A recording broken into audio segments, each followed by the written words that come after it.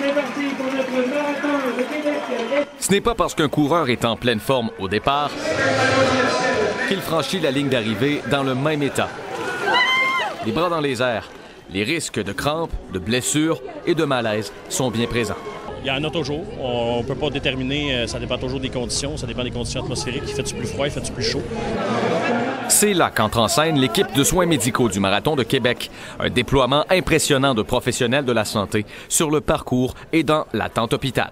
Plusieurs médecins, infirmières, on a 30 infirmières, 4 inhalothérapeutes, l'équipe d'ECMO de l'SCPQ, donc des perfusionnistes, des infirmières spécialisées, 2 chirurgiens cardiaques. Si un coureur est foudroyé par un arrêt cardio-respiratoire, il se retrouve ici à l'urgence. Et si les manœuvres de réanimation ne fonctionnent pas, il est transféré directement au bloc opératoire où le personnel soignant a à sa disposition un appareil de support cardio-respiratoire, l'ECMO. On peut remplacer le cœur et le poumon d'un patient en arrêt cardiaque. Donc en prenant le sang veineux, en l'oxygénant, en le réchauffant, on peut le renvoyer au patient, puis là, à ce moment-là, ça va remplacer exactement la fonction de pompage du cœur puis d'oxygénation-ventilation des poumons.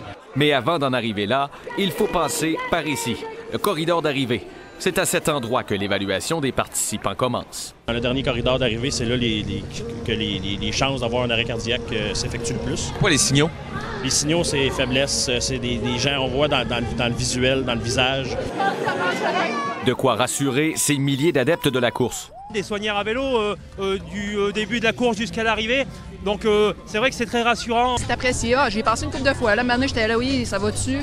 On est bien encadré, tout ça. J'ai continué, ça a bien été dans mon cas. Ils sont prêts à toute éventualité.